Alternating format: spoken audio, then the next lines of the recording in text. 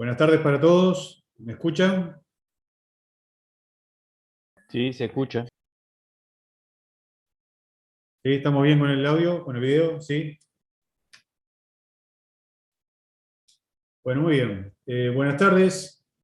La idea para la clase de hoy es continuar avanzando en el teórico, luego de haber visto en la clase del lunes pasado algunos temas desde el punto de vista práctico, como la práctica 3 relacionada con el IRPF en la distribución de utilidades y algunos casos de la práctica 4 relacionados con rentas de capital que hemos visto hasta ahora. Por lo tanto, la idea es avanzar en la clase de hoy lo máximo que podamos en rentas de capital, concretamente en distribución de dividendos y utilidades, que habíamos comenzado a ver en la clase del miércoles de la semana pasada, y que me pareció conveniente el lunes pasado hacer la práctica para que algunos, esencialmente teóricos, cuando se exponen, tratar de verlos cuál es su aplicación desde el punto de vista práctico. ¿Queda claro? Sé que la práctica que vimos en la clase del lunes, la práctica 3, es una práctica que tiene sus complicaciones, pero bueno, hay toda una lógica que hemos visto que tiene que ver con el paso del tiempo y cómo ha ido cambiando la normativa relacionada con la distribución de dividendos, utilidades y su tratamiento en el IRPF, hasta llegar a un tema que vamos a ver en la clase de hoy más adelante, que es el IRPF sobre los dividendos y utilidades fijas. Antes de comenzar, ¿alguna duda, alguna consulta, algún comentario?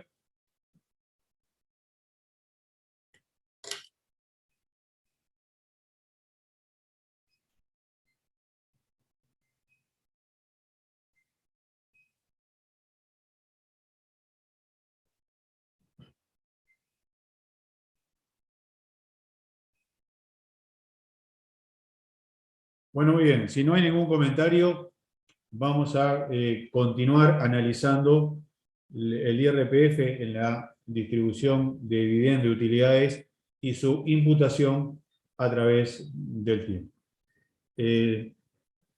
¿Pueden ver en pantalla la diapo 40?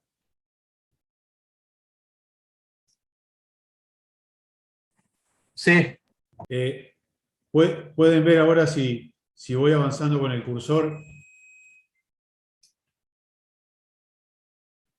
¿Lo pueden ir viendo? Sí, se ve. Ah, perfecto, porque el otro día no lo podíamos ver. Bueno, muy bien. Vamos a hablar concretamente de algo que ya hemos visto en la práctica 3, que hemos conversado también en la clase del miércoles pasado, y que tiene que ver con lo que es la imputación de los dividendos de acuerdo a lo que establece el artículo 20 del decreto 148 del 2005. Y ahí básicamente, en esa línea del tiempo, marcamos dos fechas particulares: 31 de diciembre del 2007 y 31 de diciembre del 2010. Estamos hablando acá de una empresa que cierra el 31 de diciembre sus estados financieros, por lo tanto, sus últimos estados financieros antes de entrada en vigencia de la reforma tributaria fueron los que cerraron el 31 de diciembre del 2007. Por eso, 2007 es la última fecha, ¿sí?, antes de entrada en vigencia la reforma tributaria. Es decir, es el último ejercicio fiscal de acuerdo a la normativa anterior. Y marcamos otra fecha que es 31 de diciembre de 2010, porque a partir del 1 de enero del 2011 comienza a regir el tema de las rentas pasivas. Es decir, se comienza a gravar con IRPF los rendimientos de capital mobiliarios que se obtienen en el exterior. Estas fechas las hemos estado viendo en diferentes casos prácticos que hemos visto, y la idea es ahora ir viendo la imputación, como lo hicimos en la práctica 3, de los dividendos y si están grabados o no por IRPF. Bueno, en primer lugar, todos aquellos resultados contables acumulados antes de entrada en vigencia de la reforma tributaria, antes de la entrada en vigencia del IRAE, es decir, resultados contables acumulados hasta el 31 de diciembre de 2007, en el caso de esta empresa que cierra el 31 de diciembre, estos resultados, cuando se distribuyen, no están grabados por el IRPF. ¿Por qué? Porque son resultados que se generaron antes de entrada en vigencia de la reforma tributaria. Son resultados contables que se generaron cuando estaba vigente el IRIC, que era el impuesto antecesor del IRA. Por lo tanto, aquellos resultados acumulados a esa fecha y que se distribuyen después, no se encuentran grabados por el IRPF. En la práctica 3 vimos de esto, vimos en caso de qué resultados acumulados había hasta la entrada en vigencia de la reforma tributaria, y que, bueno, eran los primeros que se imputaban cuando se distribuía, y por lo tanto hay resultados hasta ese monto, o hay distribución de dividendos hasta ese monto, que no están grabados por el IRPF.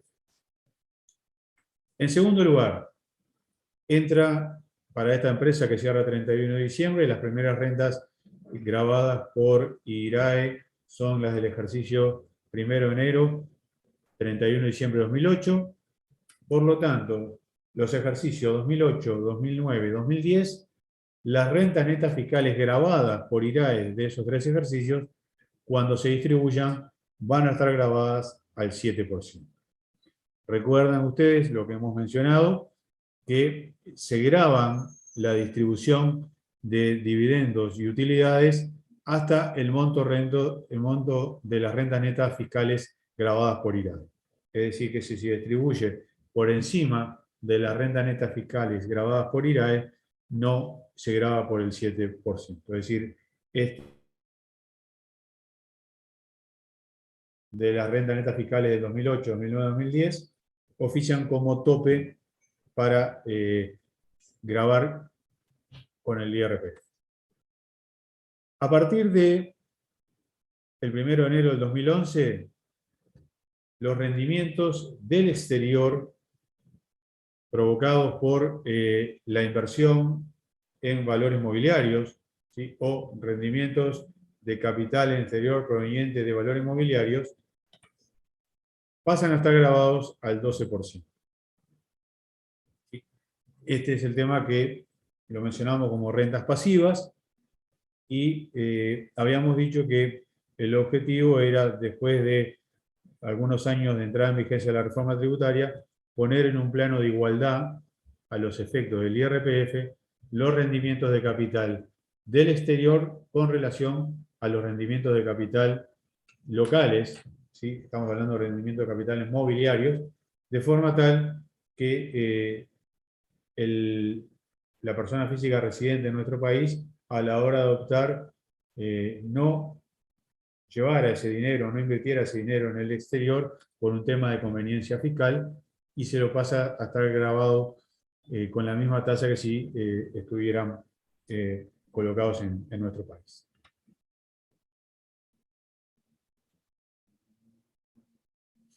Luego tenemos, a partir del 1 de enero del 2011, tenemos las rentas netas fiscales grabadas por IRAE, ¿sí?, que son las que figuran ahí con el número 4. Esas rentas netas fiscales grabadas por IRAE están, su distribución, están grabadas al 7%. Los rendimientos del exterior, que son los que están grabados al 12%, no forman parte del punto 4, porque los rendimientos del exterior para una sociedad, ¿sí?, son rentas exentas de IRAE.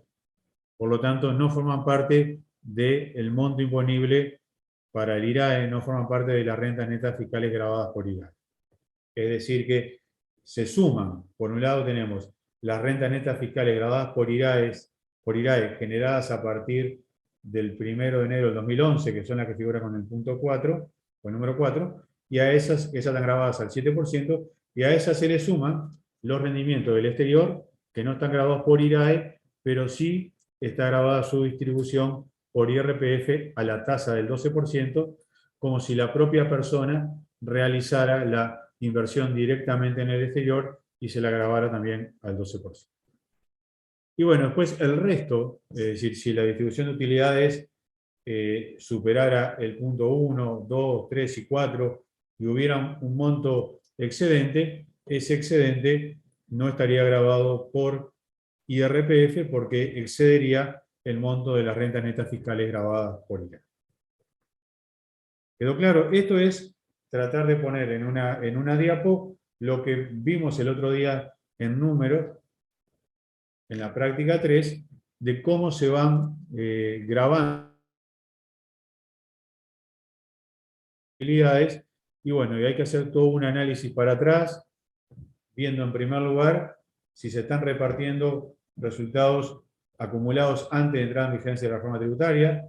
Luego, también hay que ver la fecha, si es antes o después del 31 de diciembre de 2010, para ver si juegan acá o no los rendimientos del exterior que están grabados al 12, y después, por las rentas netas fiscales grabadas por IAES, se la graba al 7%. Aún así, si hubiera un monto excedente, o sea que se está distribuyendo por encima de todo eso, eso que se distribuye no estaría grabado por el IRPF. ¿Quedó claro? ¿Alguna duda, alguna consulta?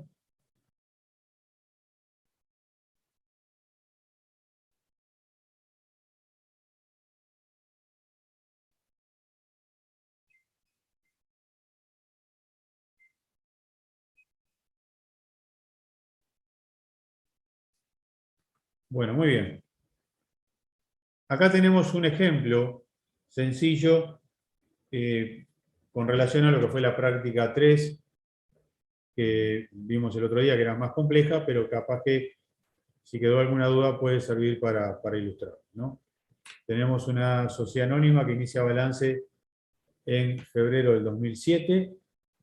La fecha de balance es 31 de diciembre.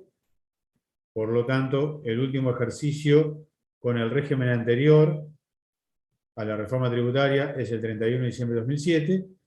Esta empresa nunca distribuyó dividendos a lo largo de todos estos años y en junio del 2012 distribuye 17.000 pesos. Y está probado que la sociedad fue utilizada por una persona física para hacer la colocación en el exterior. Con eso lo que estamos diciendo de que acá no hay duda que la persona física inyectó capital en la sociedad anónima para que la sociedad anónima invirtiera en el exterior y que ese rendimiento terminara en la propia persona física, por lo tanto termina estando grabado al 12%, como si la persona física hiciera directamente ella la inversión en el exterior. Entonces, vamos a ver esos 17.000 pesos que se están distribuyendo, ¿sí? ¿Cómo los vamos a imputar? Entonces, en primer lugar, ¿a qué imputamos? Imputamos a lo más viejo. Es decir, que hay 2.000 de los 17 que no están grabados por IRPF porque corresponden a resultados acumulados al 31 de diciembre de 2007. Es decir, resultados generados antes de entrar en vigencia la reforma tributaria, resultados que fueron grabados por el IRIC en aquel momento y no por el IRAE, que empezó a...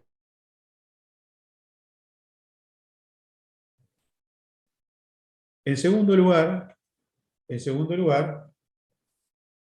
tenemos que ir al resultado fiscal, al resultado neto fiscal grabado por IRAE antes de entrada en vigencia de las rentas pasivas. Es decir, ejercicio 2008, 2009, 2010. En esos 3 años, totalizó 6.000 la renta neta fiscal grabada por IRAE, por lo tanto, los segundos 6.000 se imputan a ese monto de resultados netos fiscales grabados por IRAE y se encuentran grabados al 7%. Luego, tenemos 100 que corresponde a el rendimiento de capital mobiliario en el exterior generado a partir del 1 de enero del 2011.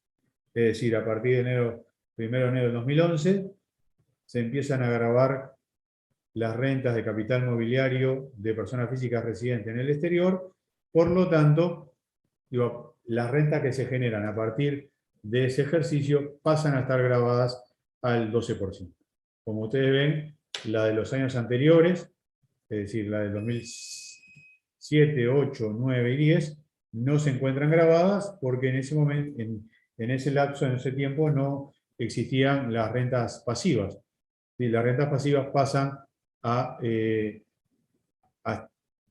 estar grabadas por IRPF a partir del 1 de enero del 2011.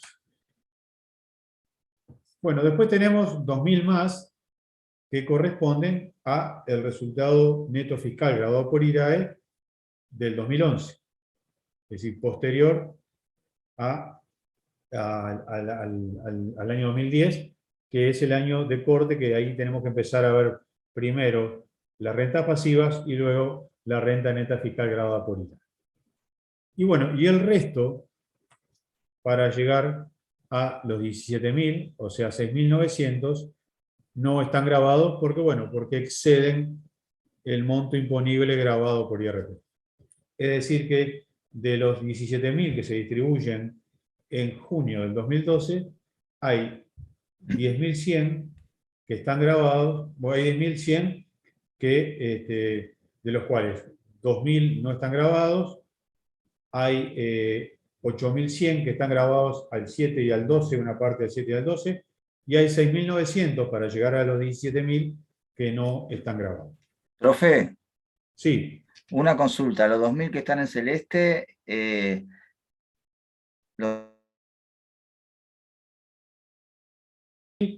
están en celeste se graban igual que los que están en rojo. ¿Sí? Es decir, los 2.000, los 2.3, los 2.000 del 2008, los 3.000 del 2009, los 1.000 del 2010 y los 2.000 del 2011, todos se graban al 7%. ¿Por qué? Y porque en definitiva es la renta neta fiscal de esos 4 ejercicios y lo que se distribuye correspondiente a esa renta neta fiscal está grabado al 7. ¿Queda claro?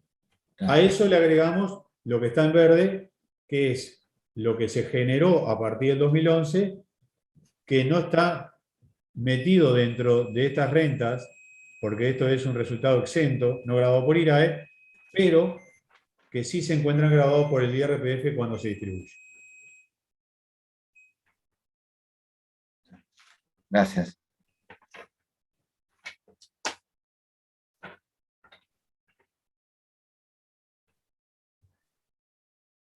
Alguien pregunta si los 6.900 puede estar grabados en el futuro. Sí, puede ser que estén grabados en el futuro, porque esto es un tema que hay que hacer una cuenta corriente desde que entró a regir la reforma tributaria en adelante, de cuáles son los resultados netos fiscales grabados por IRAE, cuáles son los rendimientos de capital mobiliario de no residentes, ¿sí? Y cuál es el monto que se termina distribuyendo.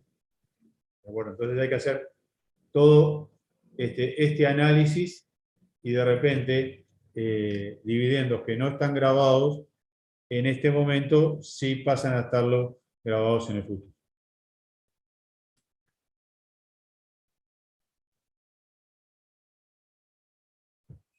Bueno, muy bien, esto es un ejemplo sencillo comparado con lo que fue la práctica 3 de cómo se va grabando con IRPF la distribución de dividendos y cómo se va computando en función de cuándo se van originando.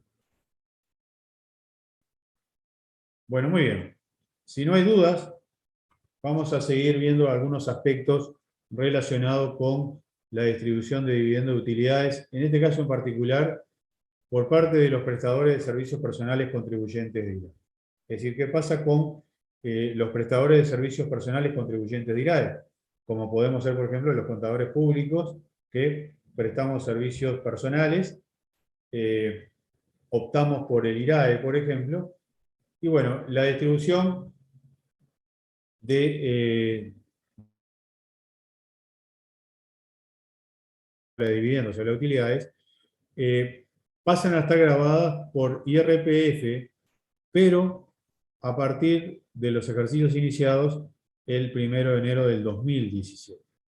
Es decir que hasta el 31 de diciembre del 2016, las utilidades que repartían los prestadores de servicios personales, ya sea a través de unipersonales o de sociedades de tipo personales, no están grabados por IRPF.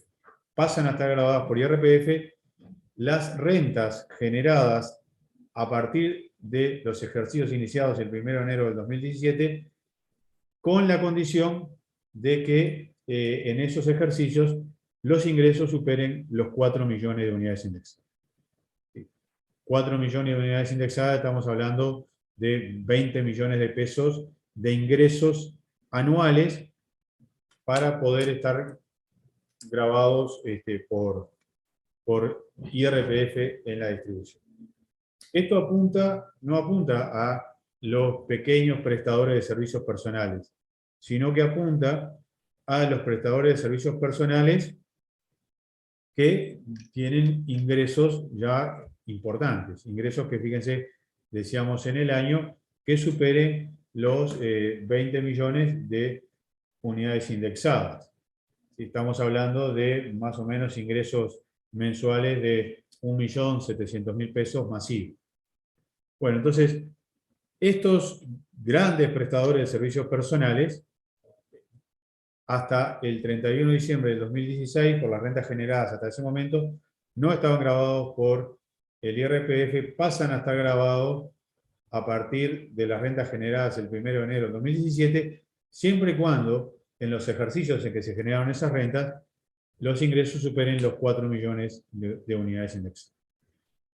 Puede pasar que en algún ejercicio superen los 4 millones de unidades indexadas y en otro no, entonces ahí se tendrá que ver las utilidades que se distribuye a qué ejercicio corresponden, y las que correspondan a los ejercicios cuyos ingresos superen 4 millones de unidades indexadas estarán grabados por IRPF, y las que corresponden a ejercicios que no superan los 4 millones de unidades indexadas no están grabados por IRPF.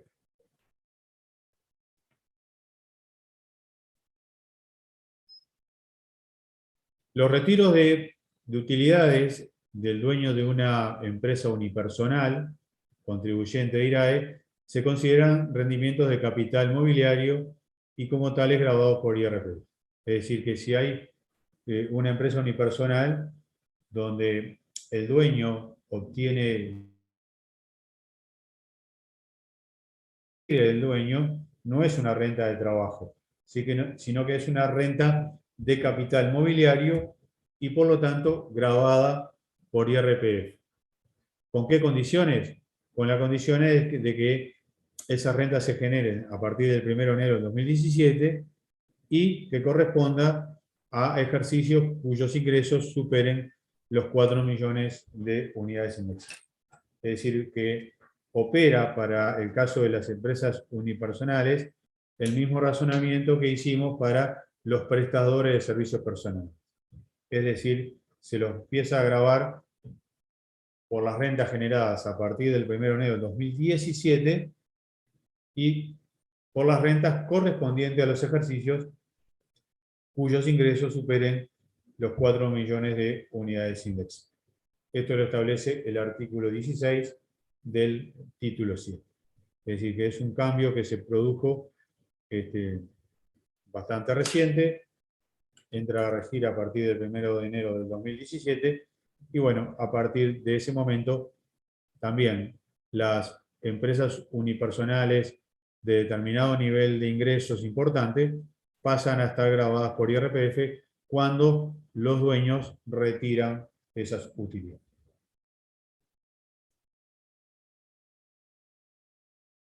¿Queda claro? ¿Alguna duda? No. En el caso de las empresas unipersonales, que estábamos hablando recién, se considera que el retiro de utilidades se considera devengado al vencimiento de presentación de la declaración jurada de IRA.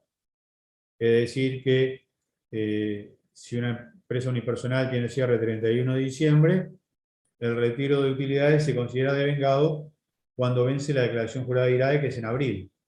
¿Sí?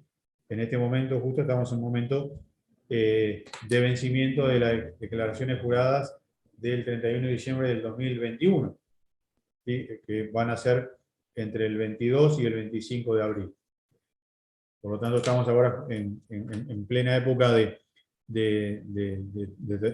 terminar, digamos, los estados financieros, aquellas empresas que no lo hayan finalizado, de terminar las declaraciones juradas, porque bueno, hay que presentarlas y pagar después de Semana de Turismo, el viernes 22 para las empresas sede y grandes contribuyentes, y el lunes 25 para los no.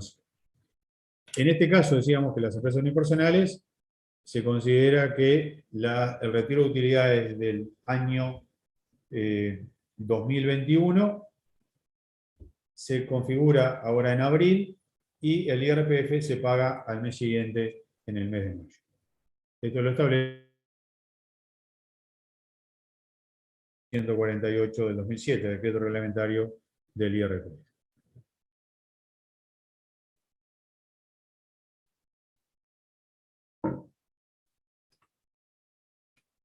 Bien, de esta forma estamos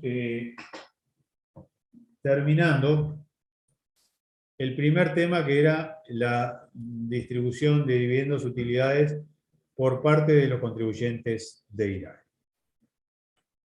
Luego,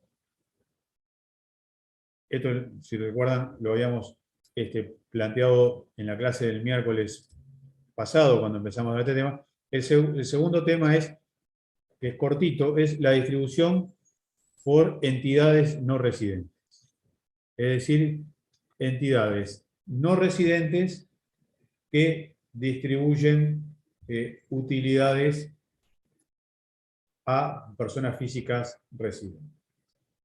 Entonces, para ver este punto en particular, tenemos que ver el artículo 17 bis del decreto 148.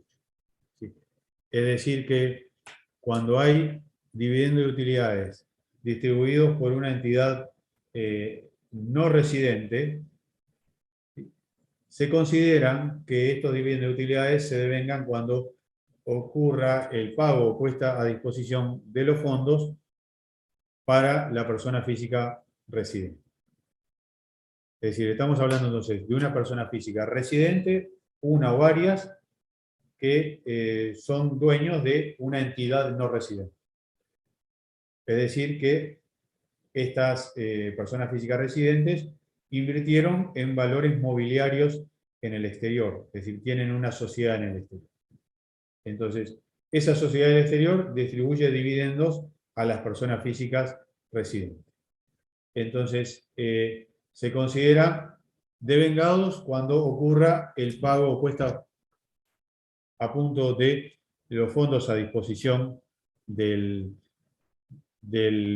la persona o de la o las personas físicas residentes, es decir, cuando se realice la distribución o cuando se apruebe la distribución, por eso dice cuando se paguen o cuando se pongan a disposición los fondos, y siempre que no estén en régimen de imputación de rentas. ¿Sí?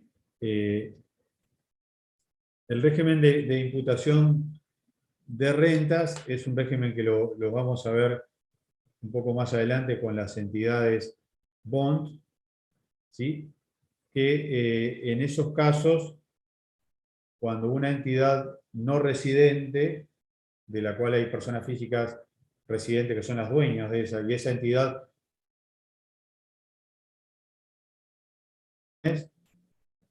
hay algunos casos en los que no hay que esperar la distribución de los dividendos o de las utilidades para grabar con IRPF, sino que se graban antes. Se graban en el momento en que esa entidad no residente obtuvo esos rendimientos en el exterior. Es lo que básicamente vamos a ver en el punto 3. ¿Sí? No sé si queda claro por qué lado vamos. Estamos viendo casos de personas físicas residentes, que son los sujetos pasivos del IRPF, que están recibiendo dividendos o utilidades de entidades no residentes de las cuales son dueños y que esos dividendos y utilidades están grabados, ¿sí? A partir del 1 de enero del 2011 pasan a ser parte de las rentas pasivas grabadas por IRPF a la tasa del 12%.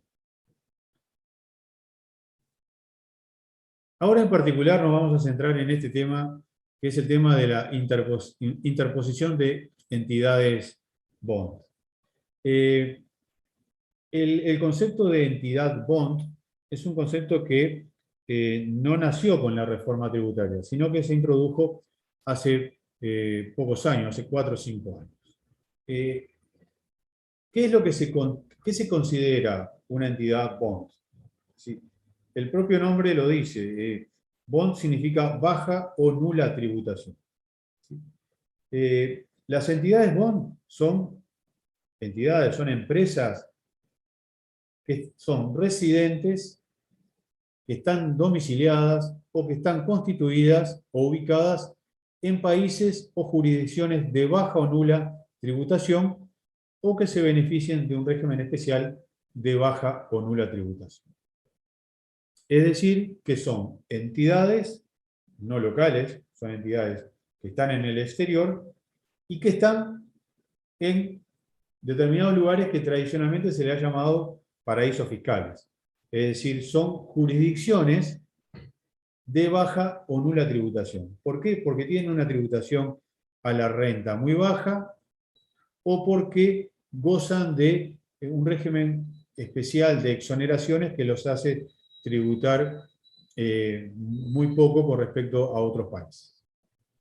Entonces, estas entidades bond siempre han significado un problema para los países que no son bond, para los países que, digamos, tienen una tributación normal, tasas normales de imposición a la renta, porque estas jurisdicciones lo que han hecho es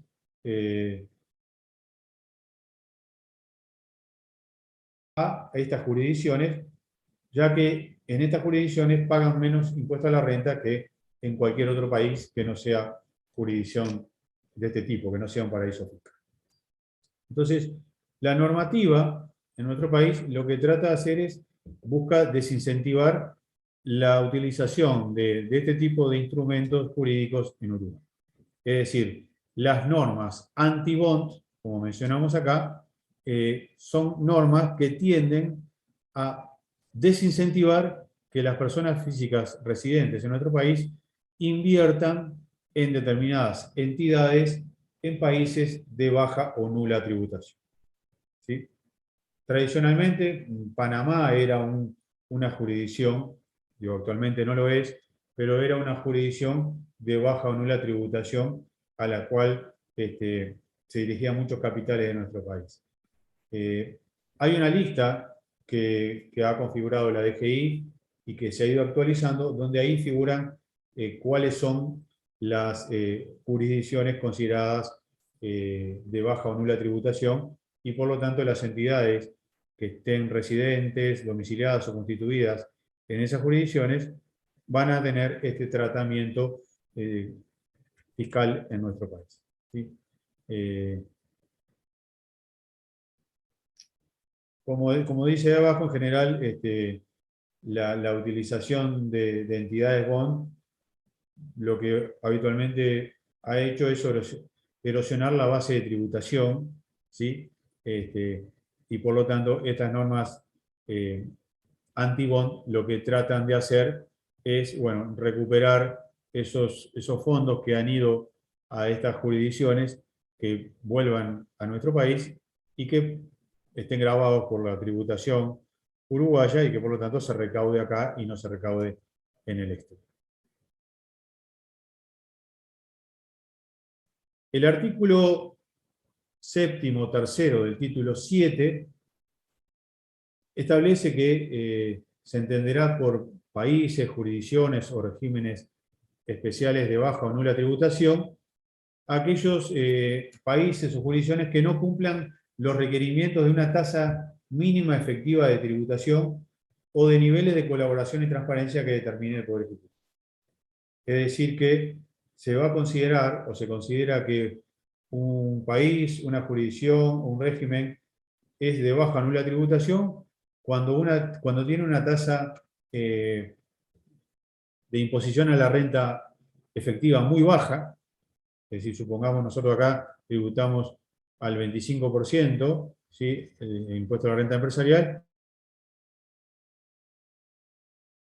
el 8%, bueno, ahí ya se considera que es una tasa muy baja comparado con lo que sería una tasa más normal de imposición a la renta.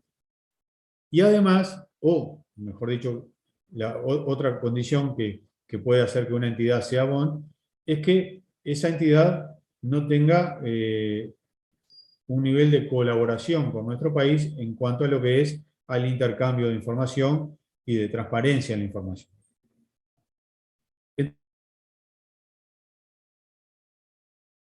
Muy vago. Después lo recogió la reglamentación en el artículo 3 bis del decreto 148 y le empieza a dar más forma a lo que establece el artículo 7.3 del título 7.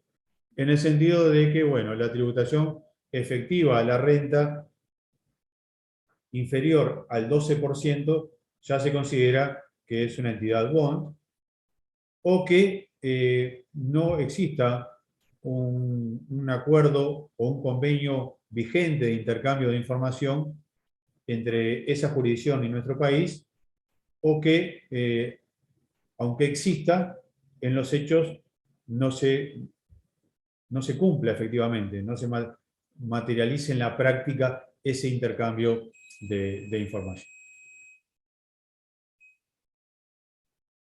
¿Alguien está preguntando acá? No, las clases no quedan grabadas y no se suben al EVA. Es un poco la decisión que ha tenido la cátedra. Yo lo consulté el otro día porque no sabía si se estaban grabando y subiendo, y bueno, me confirmaron que no se graban y no se suben. Bueno, volviendo a este tema, ¿sí?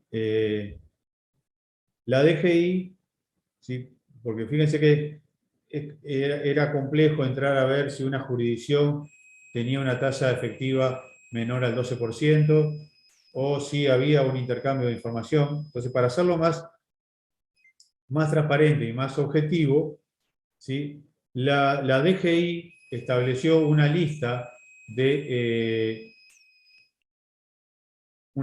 países o jurisdicciones por regímenes BON que se ha ido actualizando con estos años.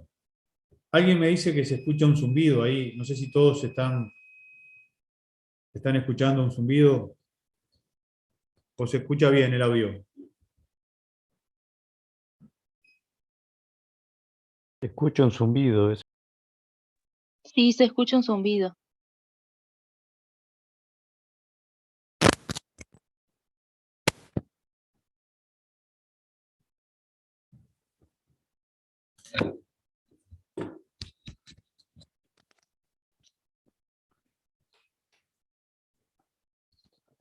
A ver si me escuchan mejor ahora o sigue más o menos igual.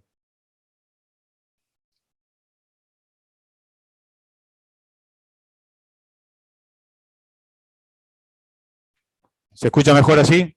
Bueno, me confirman algunos que sí. Sigamos así entonces con la vincha. Bueno, muy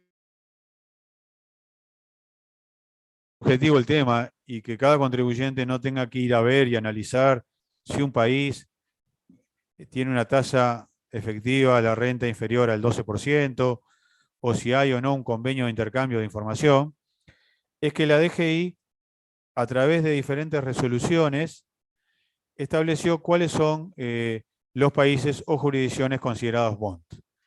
La resolución que rige al día de hoy es la resolución 223 de la DGI del 2022, donde actualizó esa lista que comenzó, creo que fue una resolución del 2000, 2019 fue la primera, y se fue actualizando con el paso de los años, o sea que la vigente al día de hoy es la 2023 del año 2022. Bueno, muy bien. ¿Qué pasa cuando hay una interposición de una entidad bond? Estamos hablando acá de que, bueno, hay una persona física residente. Esa persona física residente es propietaria de una entidad bond, supongamos, no sé, una entidad de Islas Vírgenes, y esa entidad bond lo que hace es obtener rendimientos de capital o incrementos patrimoniales. Es decir, que esa entidad de Islas Vírgenes lo que hace es colocar dinero en otras jurisdicciones y obtener rendimiento de capital, o en la propia jurisdicción también, o esa entidad bond también tiene incrementos patrimoniales provocados por la diferencia entre el ingreso por la venta de un bien y el valor fiscal de compra de ese bien. Entonces, cuando una entidad bond obtiene rentas provenientes de rendimiento de capital y de incrementos patrimoniales, ¿sí?, se considera que se los grava en el momento en que se obtienen esos rendimientos de capital, y no hay que esperar a que se distribuyan dividendos. Es decir que acá vamos al tema que habíamos hablado hace unos minutos de asignación. ¿De acuerdo? Es decir que si hay una persona física uruguaya que tiene una entidad en Islas Vírgenes, esa entidad en Islas Vírgenes generó rendimientos de capital e incrementos patrimoniales, ya en el momento en que genera esos rendimientos de capital o incrementos patrimoniales, se los asigna a la persona y no tenga que esperar a la distribución de dividendos o de utilidades. Por eso, como se establece acá, estos rendimientos se los asigna directamente a la persona física, es decir, por más que sean generados por la entidad bond, se los asigna a la persona física, porque de alguna forma la persona física lo que hizo fue constituir una entidad bond para obtener estos rendimientos. Entonces, para tratar de evitar que se realice, digamos, esta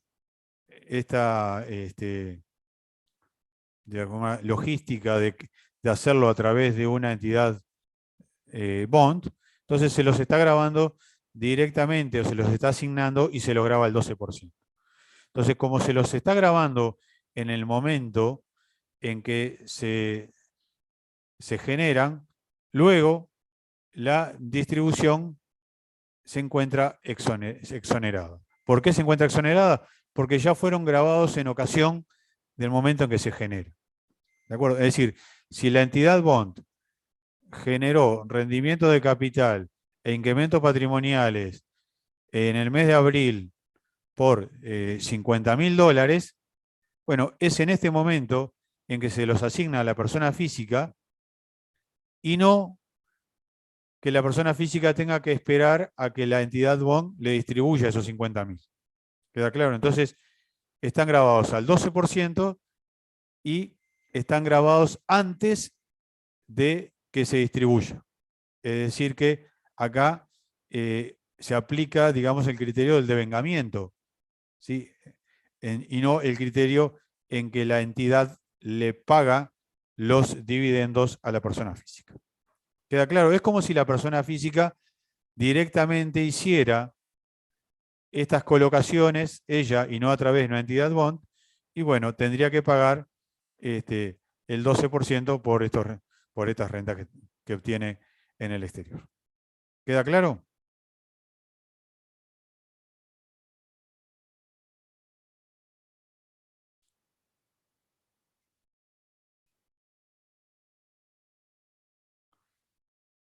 ¿Qué pasa si, además de la entidad bond, En el medio también hay un contribuyente de IRAE. Fíjense, la diferencia entre esta situación, que es la anterior, y esta que estamos viendo ahora, es que acá aparece contribuyente de IRAE. Es decir, que la persona física es accionista de una sociedad anónima contribuyente de IRAE.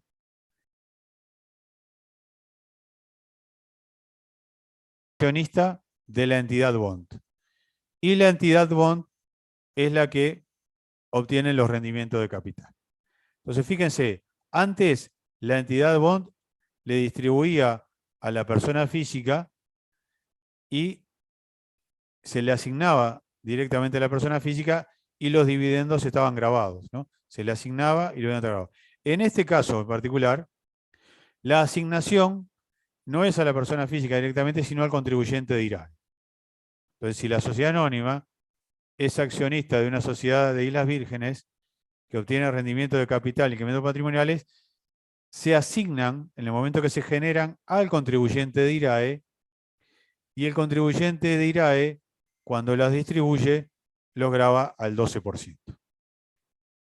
¿Queda claro? Entonces, en este caso, que no hay un contribuyente de IRAE en el medio, se asigna directamente en el momento que se generan. Cuando hay un contribuyente de IRAE, se asigna al contribuyente de IRAE, ¿sí? Y ese contribuyente de IRAE, luego, cuando lo distribuya, lo grava al 12%. En este segundo caso, además de haber una interposición de una entidad bond, hay una interposición de un contribuyente de IRAE. ¿A qué me refiero con asignación? Me refiero a que las rentas que se generan en abril, ¿sí? Que son rendimientos de capital o incrementos patrimoniales, se le asignan, se le dan a la persona, ¿sí? Se considera que las personas las generó en este momento y no en el momento en que las mismas se distribuyen. ¿Está? Asignar es decir, bueno, las rentas se generan en este momento, las rentas digamos que se la paso a la persona física, y la persona física en este momento ya se le configura el hecho generador del IRPF para pagar el 12%. No tiene que esperar a el momento en que la entidad bond distribuya, sino que en el momento en que la entidad bond genera esos rendimientos. ¿Sí? Por ejemplo, acá la entidad bond tiene unos dinero colocado, y que ese dinero colocado le genera una renta, o sea, le pagan un rendimiento. Entonces se considera que, bueno, ese rendimiento, o eso que recibió, esa renta que recibió, no hay que esperar a grabarla a que cuando se... el momento en que la entidad bond la genera, ahí ya se la asigna, ya sea al contribuyente de IRAE o a la persona física. Entonces, si vamos al caso anterior, que de repente es el caso más sencillo, yo soy dueño de una entidad bond. Esa entidad bond recibió intereses, ¿sí?, de valores mobiliarios que tiene, o vendió un bien y se le generó un incremento patrimonial. Esta entidad bond lo cobró esos intereses y generó esa ganancia por la venta de un bien, ¿sí? La asignación significa de que no hay que esperar que la entidad bond distribuya ese dinero para grabarlo por IRPF, sino ese dinero se graba en el momento en que lo obtuvo la entidad bond. ¿Y cómo es la forma de grabar? Y bueno, la entidad bond le dice a la persona física, mira, hay, no sé, $50.000 que se generaron, que en este momento la persona física tiene que pagar el IRPF y no esperar a cobrar eso. O sea, en definitiva, el perjuicio que está teniendo la persona física es que está pagando el IRPF antes de recibir los dividendos de la entidad bond.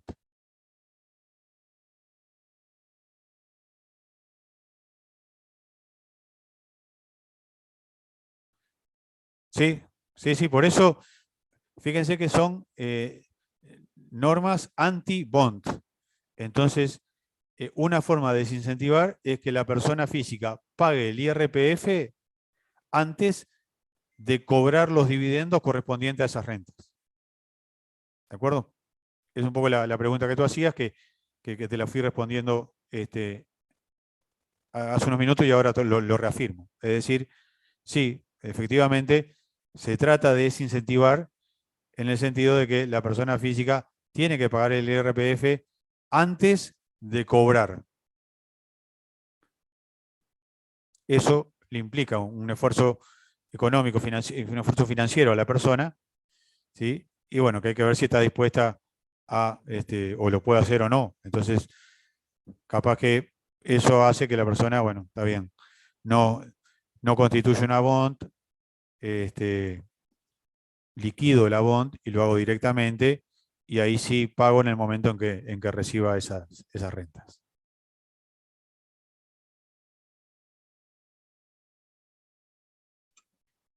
Profe, siempre te conviene entonces que pase por una contribuyente IRAE, porque ahí sí tendrías que estar aportando solo cuando se reparten los dividendos, ¿verdad?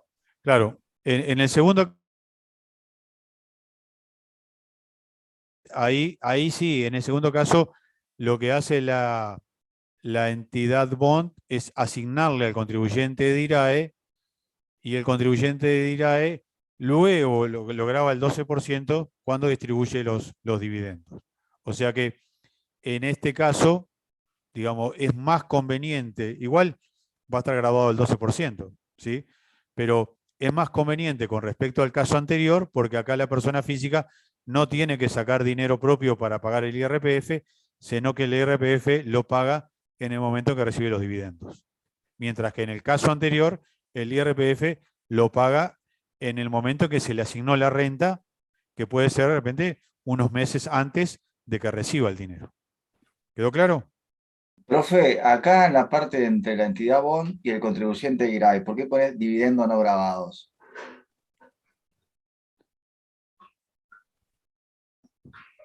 Porque para el contribuyente de IRAE obtiene una renta de fuente extranjera. ¿De acuerdo? Entonces, cuando la entidad bond le distribuye al contribuyente de IRAE, digo, este dividendo no está grabado. Está su renta al exterior, Pedro, está bien, perdón. Es una renta de fuente extranjera. Y el tema de rentas pasivas ocurre cuando la entidad bond, cuando la entidad del exterior le paga a la persona física. Como acá hay una interpuesta persona, que es el contribuyente de IRAE, el contribuyente de IRAE obtiene todas rentas de fuente extranjera, y cuando ésta le paga al contribuyente de IRAE, los dividendos no están grabados. ¿Queda claro? Bien, gracias.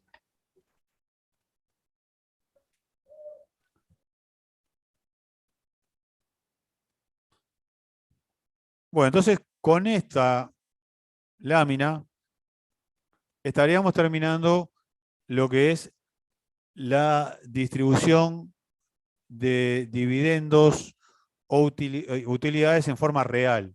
Es decir, cómo graba el IRPF cuando realmente se distribuyen dividendos o utilidades. ¿Alguna duda hasta acá? Porque a continuación vamos a entrar en otro tema que también es complejo, y es el tema de los dividendos fictos. ¿Qué es esto de los dividendos fictos?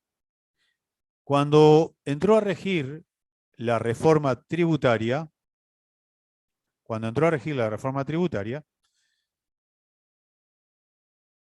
se grababa por parte del IRAE las rentas al 25%, y cuando esa renta se distribuye, salvo los casos que vimos de que están grabadas al 12% cuando provienen de rentas pasivas.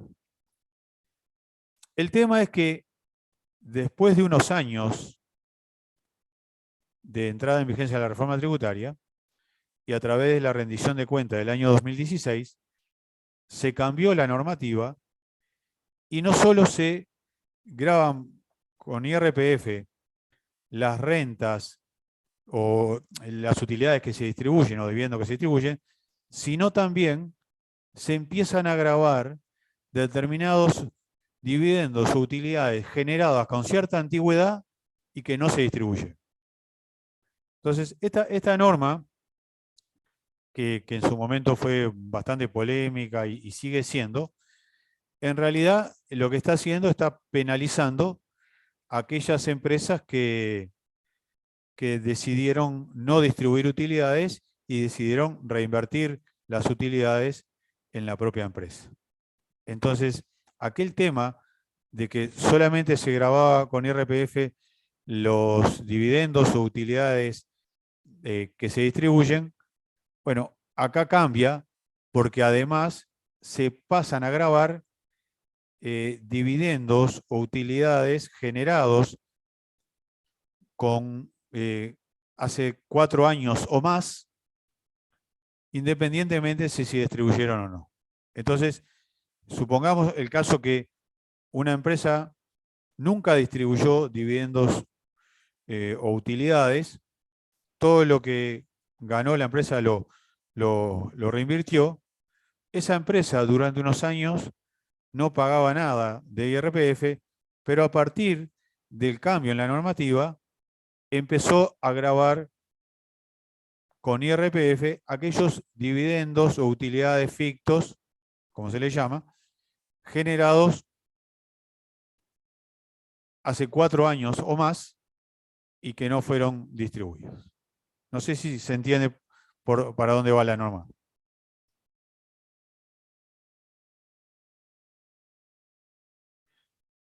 Como dice acá, el tema de IRPF sobre dividendos fictos, se trata de una norma antiabuso cuyo propósito es efectivizar el cobro del IRPF correspondiente a dividendos o utilidades. Claro, detrás de todo esto que yo les mencionaba, y ustedes dirán, bueno, ¿por qué ese cambio de pasar a grabar dividendos o utilidades que no se distribuyeron, cuando lo justo sería grabar solamente las que se distribuyeron? Detrás de todo esto hay todo un tema de que, bueno, la recaudación que se tenían del IRPF por distribución de dividendos de utilidades en los primeros años de entrada en vigencia de la reforma tributaria fueron inferiores, o sea, las expectativas de recaudación fueron mayores a lo que al final se terminó recaudando, y se vio que parte de eso correspondía a que los dividendos o las utilidades se terminaban distribuyendo, pero en realidad figuraban con cuentas de socio, cuentas de accionistas. Entonces, para tratar de evitar ese abuso, como dice ahí, de que en los hechos hubiera distribución de dividendos de utilidades, pero que en la práctica se materializaran como movimiento de cuenta de socios, este tema de los dividendos fictos lo que viene a hacer es un poco limpiar todo eso que viene del pasado y que podía haber hecho que empresas que tendrían que haber pagado no lo hicieron y que ahora a través de los dividendos fictos sí lo están haciendo. Yo debo confesarles que en su momento cuando surgió este tema, a mí me rechinó bastante porque, bueno, yo era de esa lógica de bueno, grabar con IRPF la distribución de utilidades reales y no forma ficta. Pero con el paso de los años y con la experiencia práctica, he visto que en realidad el tema está bien pensado y que es una forma que tiene el fisco de controlar efectivamente que los dueños de las empresas estén pagando el IRPF por distribuciones reales que hubieron y que no las hicieron pasar como tales. Entonces, esta norma que ahí se menciona está en el artículo 16 bis del título 7 y en el artículo 15 bis del decreto 148 del 2007, ¿a qué apunta? Apunta a que la renta neta fiscal grabada por IRAE, que al cierre de cada ejercicio presente una antigüedad de por lo menos 4 ejercicios, será imputada como dividendos o utilidades fictos en el tercer mes del ejercicio siguiente al del cómputo del referido plazo. Este es un tema que el primer ejercicio en que se aplicó fue el ejercicio cerrado el 31 de diciembre del año 2016. Entonces, si se va 4 años para atrás, en el 2016,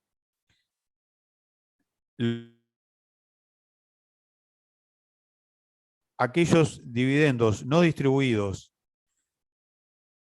anteriores, generados antes del 31 de diciembre de 2012, 4 años antes del 2016, se los pasa a grabar con IRPF.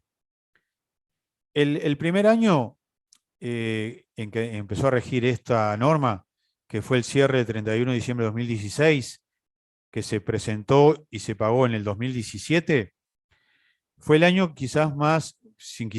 fue el año más gravoso para las empresas porque se fue para atrás, 4 años para atrás, desde la entrada en vigencia de la reforma tributaria. Entonces, se empezó a considerar el ejercicio 2008, 2009, 2010, 2011, 2012.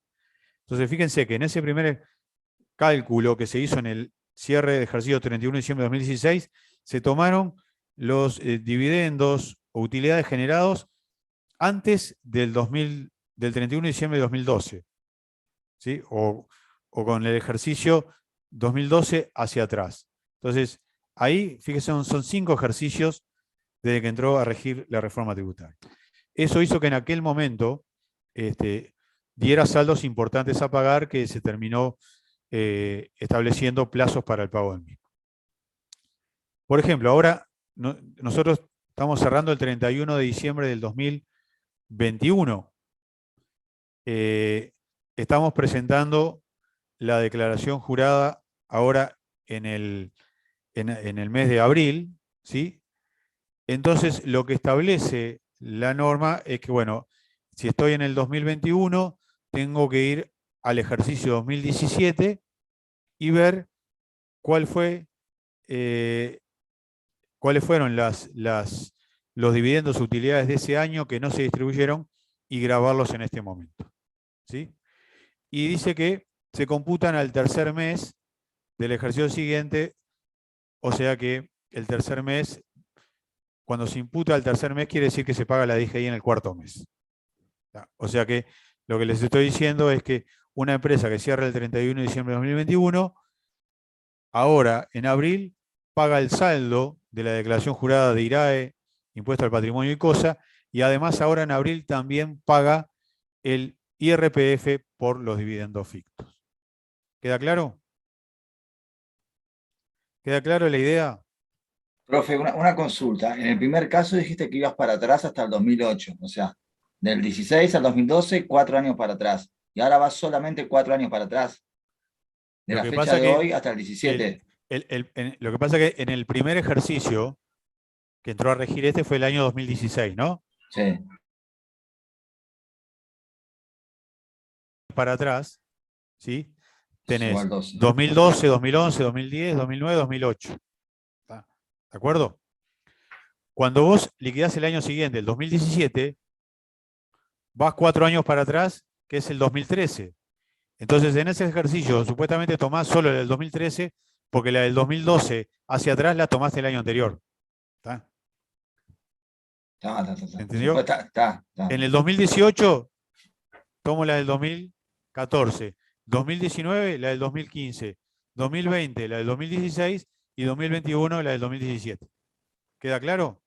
Bien, gracias. Entonces, el primer año fue el más complicado para los contribuyentes porque eran utilidades acumuladas de 5 ejercicios. Claro. Después que pagaron, por eso, al año siguiente se les hizo menos gravoso porque eran solamente la del año 2013 que se pagaban en el 2017. Y así nos vamos corriendo año por año. Por eso, ahora el que nos importa, el ejercicio que nos importa es el 2017. A pesar de que todo esto se hace en base a acumulados. y no es algo tan lineal de que agarro el 2017 y imputo todo ahora al 2021. Porque el cálculo, para llegar al monto imponible, toma en consideración otros elementos que vamos a ir viendo en la práctica, en las láminas.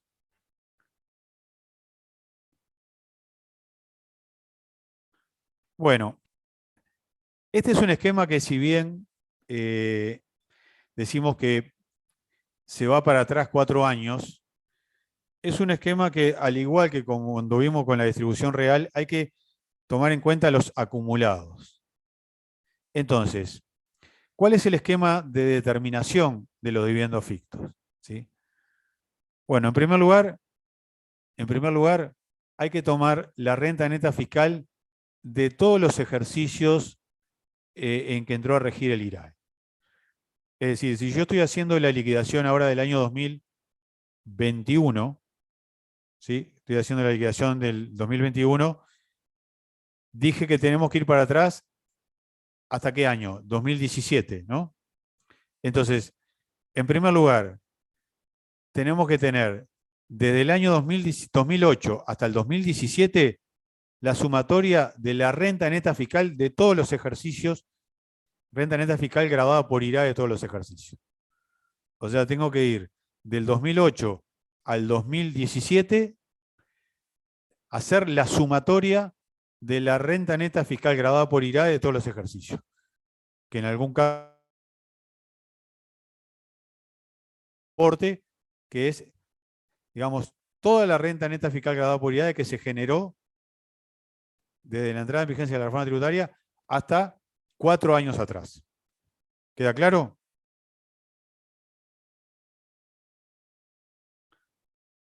A esto le tengo que restar los dividendos y utilidades distribuidos. Pero dividendos y utilidades distribuidos, ¿hasta cuándo? ¿Hasta el 2017? No, hasta ahora, hasta el 2021. Entonces, lo que figuraba en el primer punto, que era sumatoria de las rentas netas fiscales, era hasta el 2017. Sin embargo, esto es la sumatoria de los dividendos y utilidades distribuidos hasta el momento actual, hasta el 31 de diciembre de 2021. O sea que de alguna forma se da la posibilidad de que, bueno, que en 4 años se pueda haber distribuido gran parte de lo que se generó hace 4 años o más. ¿Queda claro? Luego se le resta la sumatoria de dividendos o utilidades fictos grabados por IRPF. Es decir que yo, si estoy liquidando en el 2021, tengo que ir al ejercicio, el primer ejercicio en que empezó a regir esto fue el 2016, ¿no? Tengo que ver en el 2016, 2017, 2018, 2019 y 2020, que fue el anterior, si hubo dividendos fictos grabados por IRPF. Entonces, en estos 2 puntos, lo que estoy restando es todo lo que grabé con IRPF, ya sean dividendos, utilidades realmente distribuidos o dividendos y utilidades grabados en forma ficta. ¿Queda claro? Sí. Bien. ¿Qué otros temas juegan acá? Y este es un tema que es importante. También se resta, o sea que baja del monto imponible de los dividendos fictos, del IRPF por dividendos fictos, la sumatoria de las inversiones realizadas. Entonces, ¿a qué apunta esto? Esto apunta a que si una empresa no distribuyó dividendos de utilidades porque esa empresa decidió reinvertirla en bienes del activo fijo, ¿sí? en bienes de uso, compró maquinaria, compró algún inmueble, hizo instalaciones, entonces,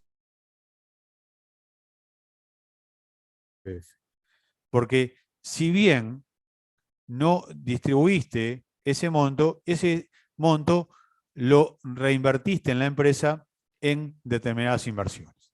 ¿Sí? Y ahí tenemos las inversiones que se pueden tomar en cuenta, son las inversiones en activo fijo y también las inversiones en intangibles. ¿De acuerdo? En software, en marcas y patentes, en valor llave, etcétera, etcétera. Entonces, si pude realizar esas inversiones, o si en lugar de distribuir realicé esas inversiones, ese monto de inversiones se me descuenta del monto a pagar por concepto de dividendos fictos. Profe, perdón, pero ¿qué diferencia hay entre las inversiones que antes no lo descontaban? Porque si antes se lo quedaban, no, habíamos quedado que estaban grabadas. Por eso no entiendo ahora. No, pues grabadas porque, a ver, decime, Que sí, cuando estás hablando grabadas, decime si por IRPF o por IRAE. por IRPF. Pero, a ver, de vuelta la pregunta que no... Claro, porque yo había entendido que si había distribuido, puede distribuir o no distribuir. En principio, si no distribuía, no estaban grabadas, pero después Sí. en el 2016 se cambió, 4 años para atrás, hasta que hizo la reforma tributaria, estaba todo grabado. Sí. Y ahora hay cosas que no están grabadas. Lo que pasa es que, de alguna forma, al restar esto, la norma está siendo más condescendiente con el contribuyente o más benévola, en el sentido de que una cosa es que vos no distribuyas y el dinero te quede en caja y bancos, y otra cosa es que no distribuyas y que lo inviertas en bienes del activo fijo. ¿Sí? Ah, bien. Hay una Bien, bien. diferencia grande. Es que si el dinero vos lo tenés en banco o en caja, mañana lo Claro, podés distribuir. ¿De acuerdo? claro. Bárbaro. Es re líquido. Si el dinero lo tenés invertidos en bienes de uso o en intangibles, no lo podés distribuir mañana. ¿Sí? Tenés que realizar esos bienes, tenés que venderlos y después ahí recién podría distribuir. Entonces, de esta forma, se está beneficiando, ¿sí? O se está premiando a quien no tuvo el dinero en caja y banco, sino que lo invirtió. Se arriesgó, lo invirtió y lo tiene como un activo no corriente. ¿Queda Perfecto. claro? Bárbaro, A gracias. ese punto. También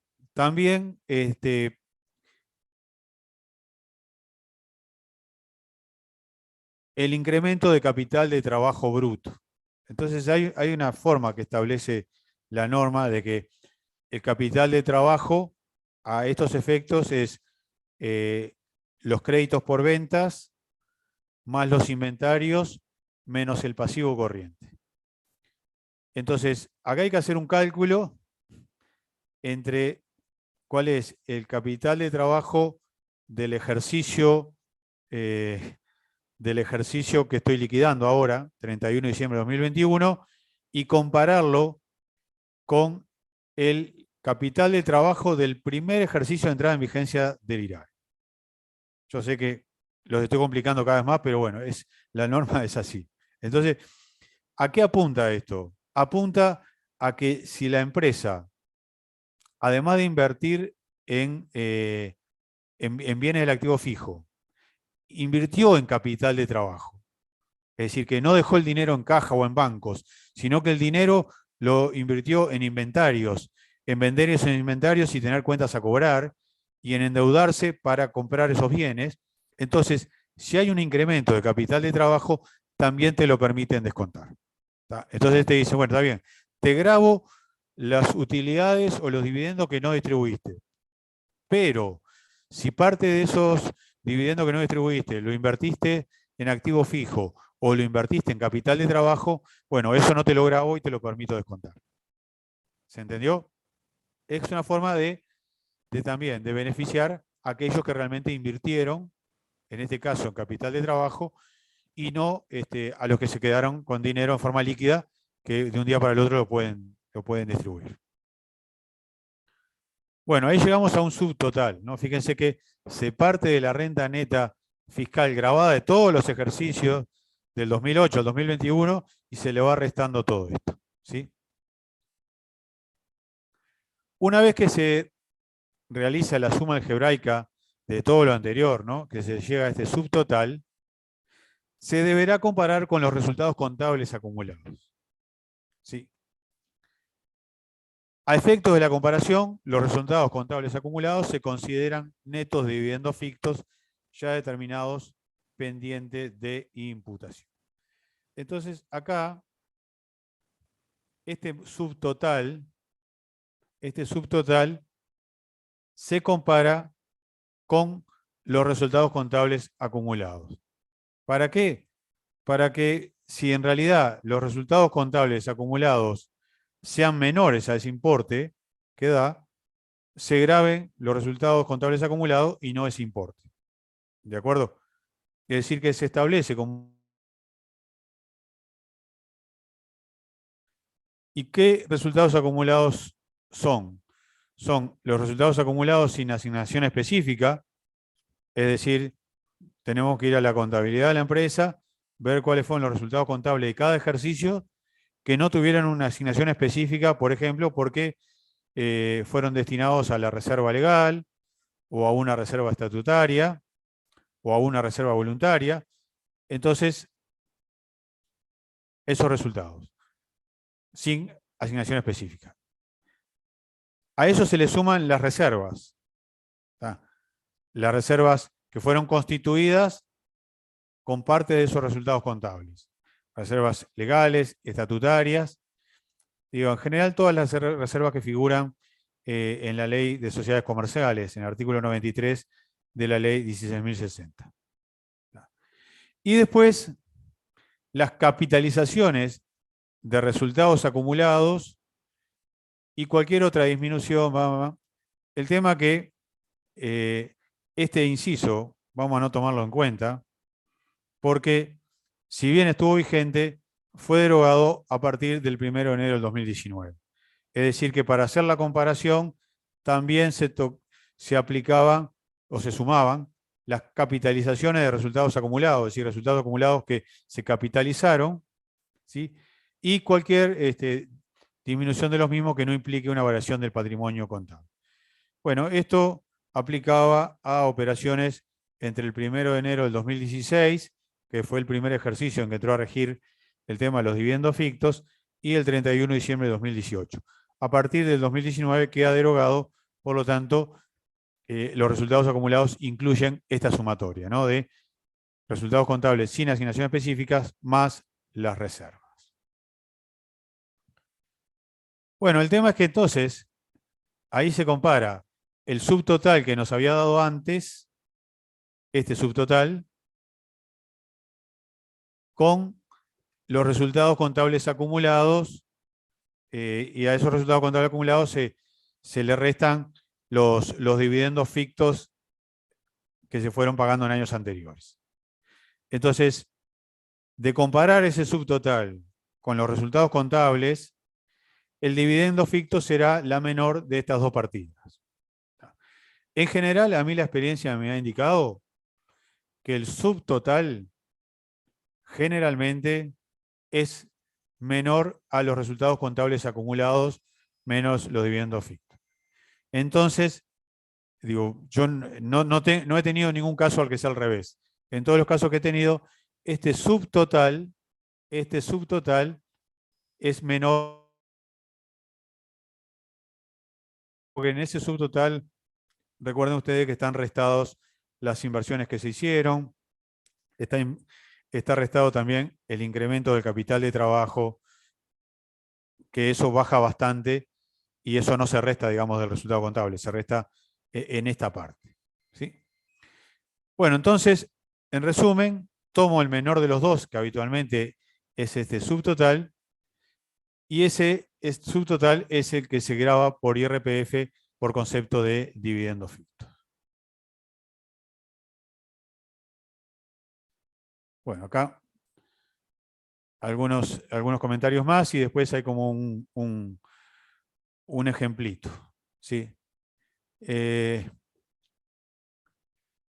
primer lugar, se imputan está bien lo que dice acá porque no lo mencionamos.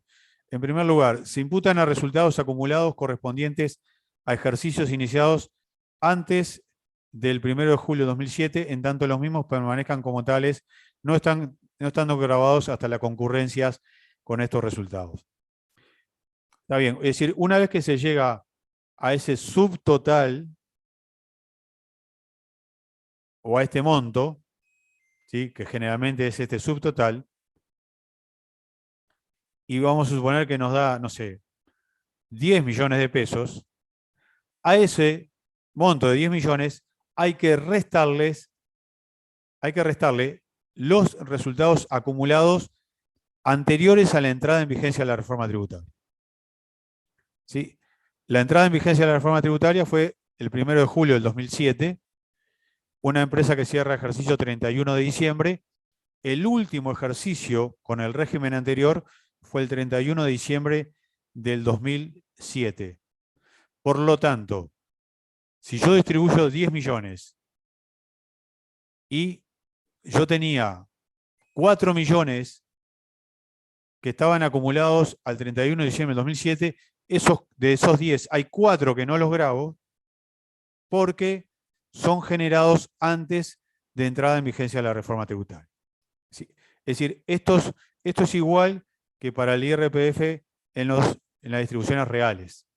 Es decir, cuando se hace ese análisis, lo primero se imputa, o en este caso se resta, los resultados acumulados antes de entrada en vigencia la reforma tributaria. ¿Sí? O sea que se hace como una especie de FIFO, se toman en primer lugar los resultados contables acumulados antes de regir la reforma tributaria. Y bueno, los resultados acumulados comprenden también eso que decíamos, los resultados contables y las reservas. ¿Sí? O sea que de esos 10 que estábamos distribuyendo, decíamos que había 4 que venían de antes de la reforma tributaria. Esos 4 es la suma de los resultados acumulados contables más las reservas. Claro, entonces, si esto lo llevamos a una gráfica en el tiempo, tenemos acá en rojo resultados contables acumulados antes del IRAE. Entonces son lo que decíamos, los resultados acumulados al 31 de diciembre del 2007. ¿Sí? Y acá empiezan los ejercicios grabados por IRAE. El primero fue 31 de diciembre de 2008, 31 de diciembre de 2009, y así sucesivamente hasta el 2021 que estamos liquidando el día de hoy. Entonces, se toman, si estamos acá en el 2021, ¿sí? Estamos acá liquidando el 2021. Si vamos 4 años para atrás, 2017, lo que se toma, en primer lugar, y era lo que figuraba como primero en la suma algebraica, eran las rentas netas fiscales grabadas por IRAES acumuladas desde el ejercicio 2008 al ejercicio 2017, ¿sí? Que es 4 años atrás. ¿De acuerdo? Luego, a eso le restábamos los dividendos reales por los cuales se pagó IRPF desde el 2008, no hasta el 2017, sino hasta la fecha actual.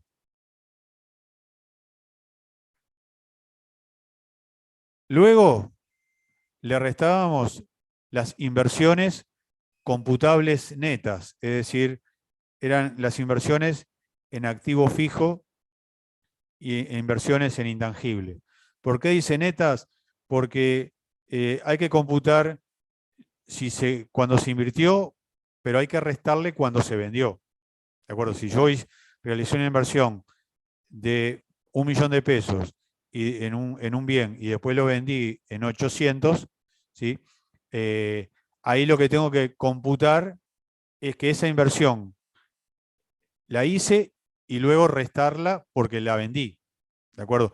Y hay que siempre compré por 1000 y luego lo vendí 800, cuando hago ese neto, a los 1000 le tengo que restar 1000 porque fue el precio al cual la compré. Es como si una inversión, en definitiva, una inversión que se hizo y se vendió, no se termina computando. ¿De acuerdo? Hay que computar aquellas inversiones que se hicieron y que no se vendieron, que quedaron en la empresa. ¿Se entendió? Aunque tengan valor cero al día de hoy. El tema es que no se hayan vendido. ¿Sí? Acá hay que restarle el incremento real del capital de trabajo.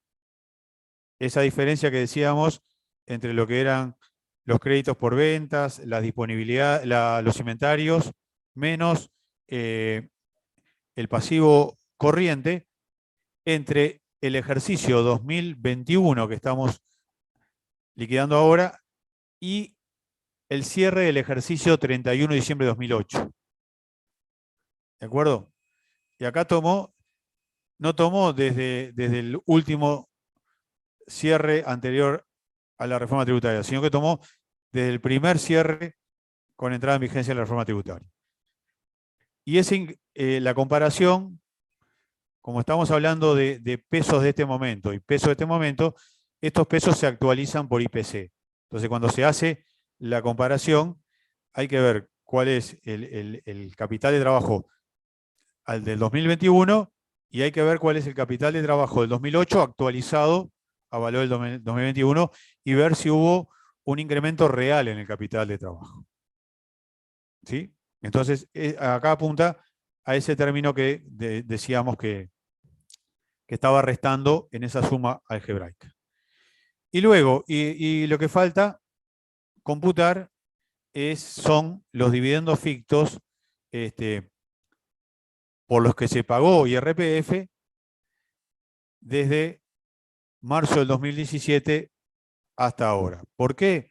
Porque, bueno, en realidad el primer ejercicio en que entró a regir el tema de los dividendos fictos, como les mencionaba, era el ejercicio cerrado el 31 de diciembre de 2016. Por lo tanto, los primeros se pagaron en marzo del 2017. En la práctica se terminaron pagando en abril, ¿no?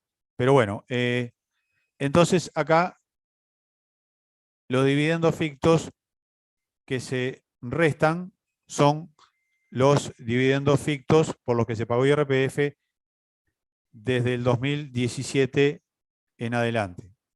En realidad es correspondiente a los ejercicios 2016, 17, 18, 19 y 20. ¿Está? Bueno, a esta suma algebraica, que es esto menos todo esto, figuraba en aquella suma para llegar al subtotal. Acá lo que se está haciendo es separando por momentos en que se computan, porque fíjense que esta renta se computa por estos años, estos dividendos es por estos años, estas inversiones también por estos años, este incremento es por estos y estos dividendos por estos. Fíjense que hay desfasaje en los tiempos, o sea que esos términos que se suman y se restan, algunos comprenden un periodo, otros comprenden otros diferentes. Y bueno, y a lo que nos da acá se compara con ese tope de los resultados contables.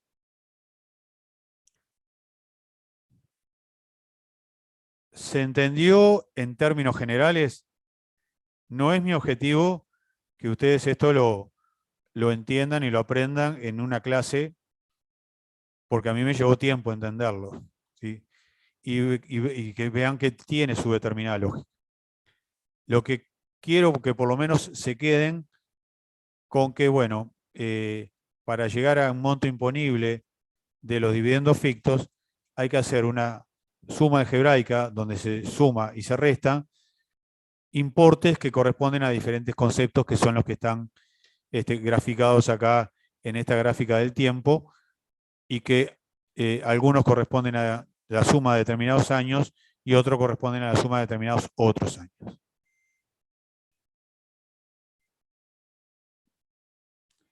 Sí, estoy totalmente de acuerdo contigo que es entreverado.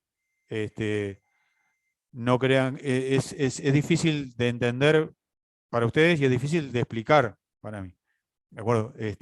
Y como les decía, ya hace 5 años que está vigente este tema y bueno, cuando salió en el 2016, bueno, hubo un montón de idas y vueltas y de cursos, de capacitaciones para tratar de entenderlo. Entonces, sería muy ingenuo de mi parte pretender que lo entiendan en una clase, ¿no? Y bueno, se basa, ¿por qué algunos un periodo y otros otros? Porque en realidad esta es la renta neta fiscal hasta 4 años antes.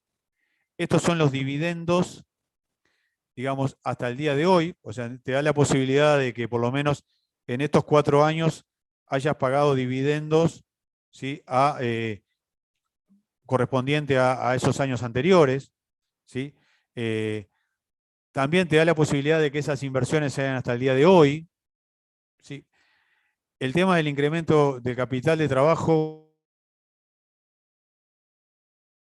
dado por IRAE hasta ahora, tal vez podría haberse tomado desde el cierre del último ejercicio con el régimen anterior. Y bueno, y este último, por un tema de vigencia, ¿no? Es decir, los primeros dividendos fictos que se pagaron fueron en marzo del 2017, o sea que por eso esto se toma desde acá a este momento. Entonces, eso es un poco la lógica de por qué se toman diferentes periodos del tiempo, que para ustedes tal vez ahora pueda ser difícil de entender de primera, pero si lo van analizando se dan cuenta, sí, claro, está bien que sea, si estamos en el 2021, que sean todos los dividendos por todos los dividendos reales que pagué desde que entró en vigencia la reforma tributaria. Y también todas las inversiones desde que entró en vigencia la reforma tributaria. O sea, creo que eso tiene su lógica luego de que logran entender hacia dónde apunta esto. Profe, una consulta. Los dividendos fictos grabados pendientes de imputación a marzo del 17. Eso no me quedó claro. ¿De dónde sale eso? No, en realidad en el ejercicio 2016, que fue el primero, ¿sí? Ahí no había dividendos fictos pendientes de imputación. Se le llama dividendo ficto pendiente de imputación los dividendos fictos que tuviste que pagar desde que empezaste a liquidar el 2016 en adelante. ¿De acuerdo? Puede pasar que una empresa liquidó en el año 2016, fue 4 años para atrás y todos los años anteriores, y esa empresa llegó a la conclusión de que lo que pagó de IRPF está por encima, o sea que no le corresponde pagar nada de dividendos fictos. En el 2017 hace el mismo cálculo y no le corresponde pagar nada. 2018 también. O sea, puede haber empresas que hacen los cálculos y que de repente no le dio nada a pagar dividendos fictos. Yo de hecho tengo algunas empresas que le he hecho liquidaciones y que han pagado un solo peso. ¿Por qué? Porque lo que distribuyeron en forma real fue tan grande que cubrió ya ese monto. ¿De acuerdo? Bien. Entonces, claro, acá se toma en cuenta desde el momento en que empezó a regir esto. Entonces, el primer dividendo ficto que se pagó por parte de una empresa fue en marzo del 2017, correspondiente a la liquidación del 2016, y esa liquidación del 2016 va de 4 años para atrás hasta 4 años para atrás. Ahora sí, gracias. A veces parece un trabalengua esto, pero bueno. Estoy tratando de ser lo más claro posible, aunque a veces es un poco complicado. Son términos nuevos para ustedes, ¿no? Bueno, muy bien. Algunas excepciones. ¿En qué casos se exceptúa el cálculo de dividendos fictos? Para el caso de sociedades personales y entidades unipersonales con ingresos menores a 4 millones de unidades indexadas. ¿Sí? O sea que en el caso de sociedades personales, como puede ser una SRL, ¿sí? O una sociedad de hecho, o entidades unipersonales que tengan ingresos menores a 4 millones de unidades indexadas, no se le calcula dividendos fictos. Lo cual es lógico, ¿no? Porque ustedes recuerdan que se las grababa si tenían ingresos mayores, se les grababa en forma real si tenían ingresos mayores de 4 millones de UI. Entonces acá, siendo consistente, se las graba solo si tienen ingresos mayores a 4 millones de UI. O sea que si tienen menos, no se las graba con dividendos fictos, se las exceptúa. Y también las sociedades con acciones que cotizan en la bolsa. ¿De acuerdo? Tampoco tienen IRPF ficto.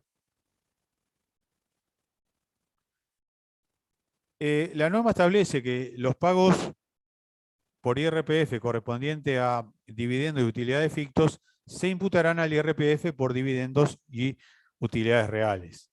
¿Esto qué quiere decir? Quiere decir que si yo estoy pagando IRPF al día de hoy por dividendos del año 2017, si estoy pagando ficto, ¿no? Por 2017, cuando después haga una distribución real del 2017, al IRPF que me dé le voy a descontar lo que ya pagué. ¿De acuerdo? Es como que los dividendos fictos es como un pago a cuenta de dividendos reales que se hagan luego. ¿De acuerdo? ¿Se entendió eso?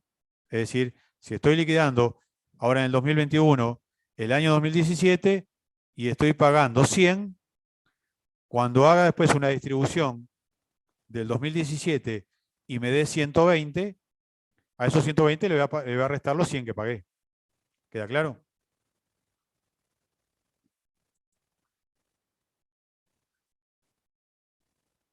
Bueno, en caso de excedente en favor del contribuyente, ¿sí? Es decir, que si me hubiera dado 100 y yo ya pagué ficto, o sea, si distribuyo real ahora del 2017 y me da 100, y yo ya pagué fictos del 2017, o mejor dicho, no. Si en el futuro distribuyo del 2017 y me dio ficto, ¿sí? Me dio ficto 140, ¿sí? Cuando distribuya los 100, en forma real no voy a pagar nada porque ya pagué 140. Y esos 40 que me quedan a favor para cuando siga distribuyendo en el futuro en forma real. ¿Queda claro? O sea que la idea es que los dividendos fictos ofician también como una especie de pago a cuenta de futuras distribuciones reales. Porque si no, se estaría castigando dos veces. Se estaría castigando en el momento en que no se distribuyó y se acumuló y se estaría grabando luego en el momento en que se distribuye.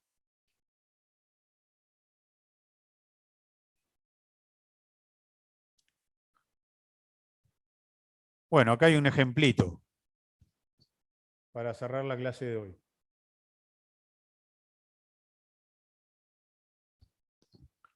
XX Sociedad Anónima inició actividades el 1 de enero del 2007.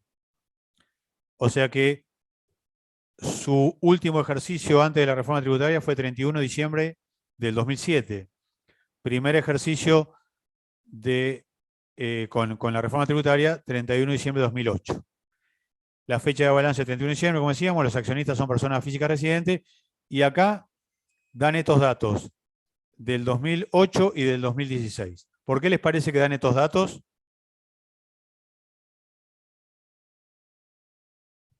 Para calcular qué importe.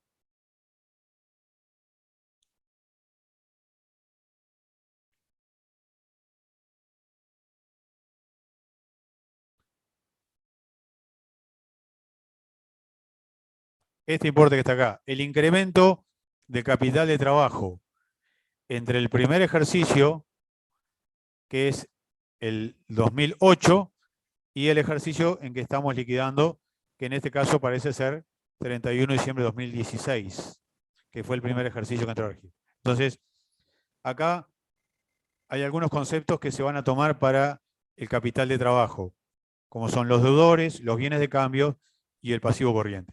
Las disponibilidades no se toman. Entonces, acá tenemos del año 2007 al año 2016. El año 2007 es el año con el régimen anterior. Por lo tanto, ustedes recuerdan que cuando se distribuyan utilidades o se haga el cálculo, lo primero que hay que computar son a las acumuladas a ese momento. Después tenemos los resultados fiscales de todos estos años hasta el 2016. Después tenemos altas reales.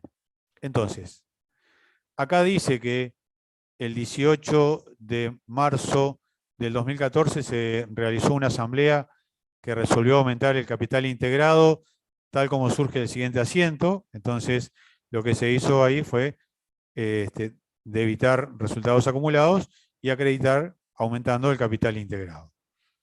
Y el 15 de abril del 2016 se resolvió otra asamblea que resolvió capitalizar y crear una reserva tal como surge del siguiente asiento. Entonces, en el 2016 se debitaron resultados acumulados 20.000 contra capital integrado 10.000, reserva 10.000.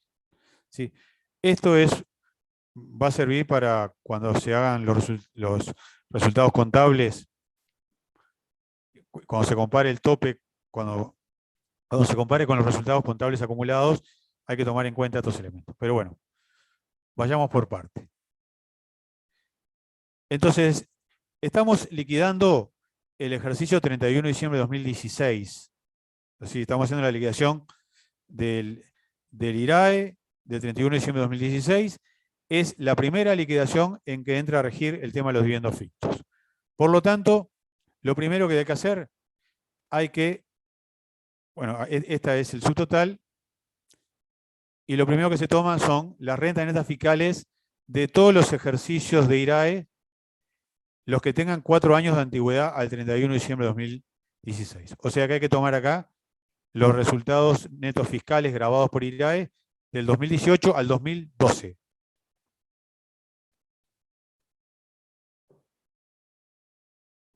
¿Queda claro? Son los 5 ejercicios, los 5 primeros ejercicios grabados por IRAE y que son los que se tomaron en cuenta para hacer la liquidación del 2016. Eso da 26.000. Luego se le restan los dividendos o utilidades distribuidos. Entonces... Perdón, profe, no entendí lo primero que tomaste ahí. Los 26. El CEPIDE en sí que es calcular los dividendos fictos al 31 de diciembre de 2016. Así es. Está. ¿De acuerdo? Que fue el primer año que se calculó. ¿Sí? Entonces, en el primer año tenés que ir de 4 años para atrás. Está, por perfecto, eso, bien. Lo 2012, 2008. Bien. Lo primero que se toma es la sumatoria de la renta netas fiscales grabadas por IRAE de los 5 primeros años. ¿De acuerdo? Bien, hasta gracias. llegar al 2012. Que ver que en realidad hubo distribución. Y la distribución fue en el 2010 por 6.000. Por lo tanto, tenemos que ver esos 6.000 que se distribuyeron, hay 5.000 que no están grabados, que no fueron grabados en su momento, ¿no? O sea, en su momento, en el 2010 se distribuyeron real 6.000. 5.000 no se grabaron, ¿por qué? Porque venían de antes de la reforma tributaria. Se grabaron solamente 1.000. ¿Se entendió? Entonces, lo que estamos restando ahí los otros 5.000 no se grabaron cuando se distribuyeron en forma real porque se venían acumulando de antes de la reforma tributaria. Luego restamos la sumatoria de dividendos de utilidades fictos. En realidad, como estamos haciendo la primera liquidación, que es 31 de diciembre de 2016, no había utilidades fictas pagadas en los años anteriores. O sea que esto es 0. Luego le restamos las inversiones. ¿Qué inversiones? Inversiones en activos fijos realizadas desde que entró a regir la reforma tributaria, o sea, del ejercicio 2008 al 2016.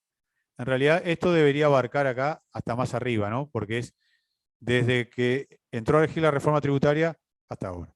Eso suma 2.000. Se restan ahí los 2.000.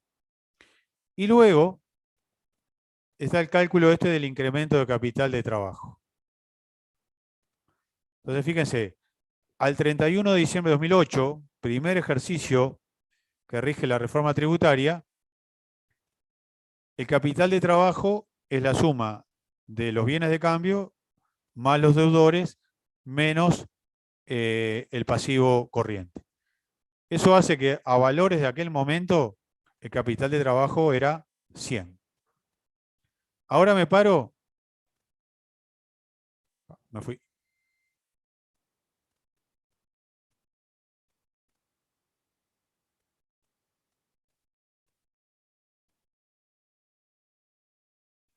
Ahí está.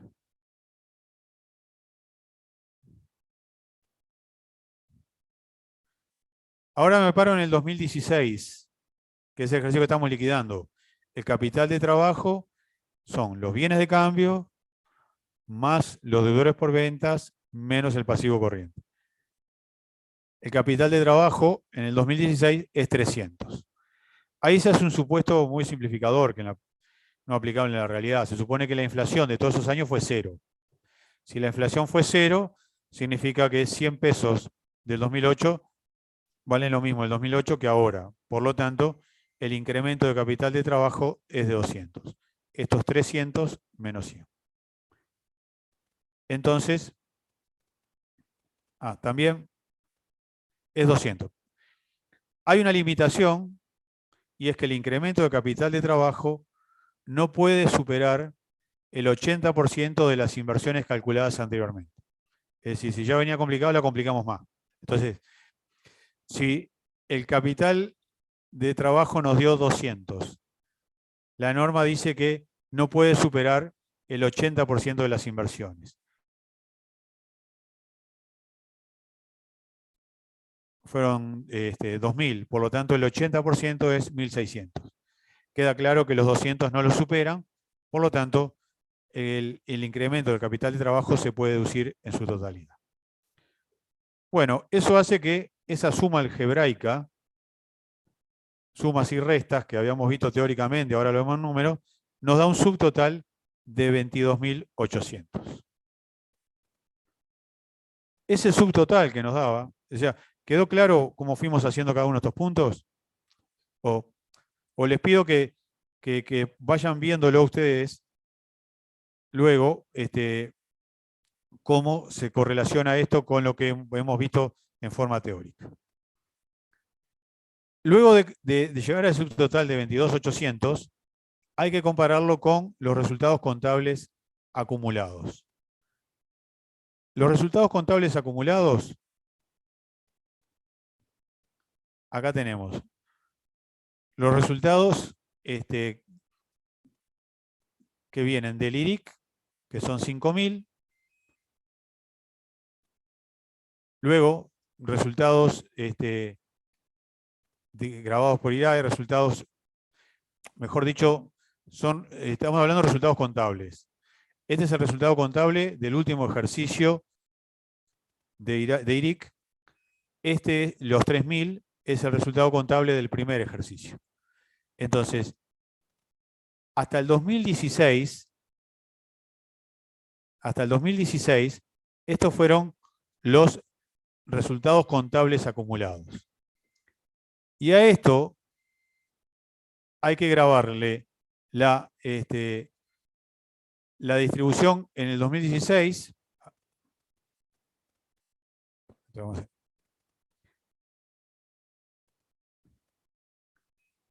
Acá está la capitalización del 2014, que hay que tomarla en cuenta también. Y acá hay capitalización y reserva del 2016, que esto no rige más. Bueno, en realidad estamos sumando, restando, lo que nos hace que esa sumatoria de resultados acumulados menos la capitalización menos lo que se destinó a reserva sea 33.800.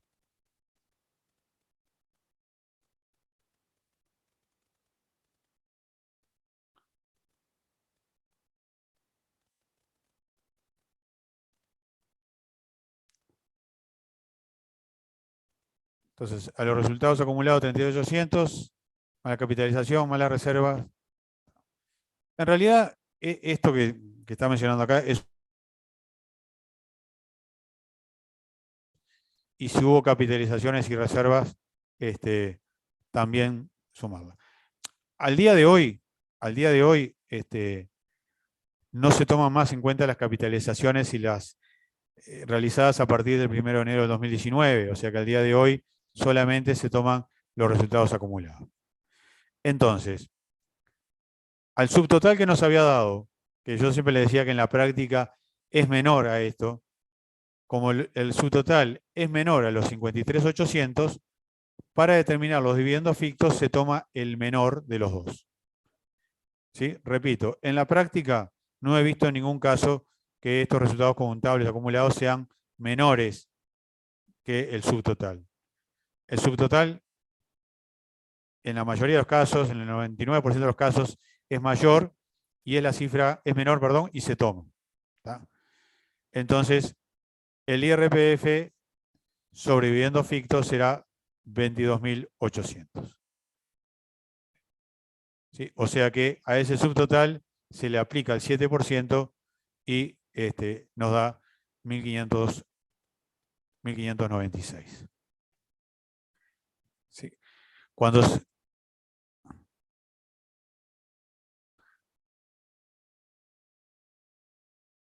Fíjense que los resultados anteriores a la reforma tributaria que se distribuyeron, que fueron 5.000, no se toman en cuenta acá. ¿Sí? Por lo tanto, se están tomando acá solamente los correspondientes a utilidades distribuidas. Bueno, hasta aquí llegamos con dividendos fictos. Si quieren, véanlo tranquilos. En la próxima clase, que es el miércoles siguiente a semana de turismo, lo vemos, pero es un tema que es difícil de entenderlo, viéndolo por primera vez y a través de unas diapos. Les pido que traten de analizarlo, traten de verlo con ejemplos y si le quedan dudas, lo vemos en la clase del miércoles. Disculpe si en algún momento fui un poco entreverado, pero lo que pasa es que el tema es entreverado, así que espero, bueno, si quedan dudas, que las traigan y las compartimos en la clase después de semana de turismo. Bueno, nos vemos entonces. Todavía no está claro quién va a ser el docente que va a dar la clase del siguiente. Recuerden que el lunes siguiente a turismo, el 18 de abril es feriado porque se corre el 19, que es el martes. Así que la clase siguiente es el... Les deseo una buena semana de turismo, Semana Santa, semana de la Vuelta Ciclista, criolla o como quieran llamar. Gracias, nos vemos.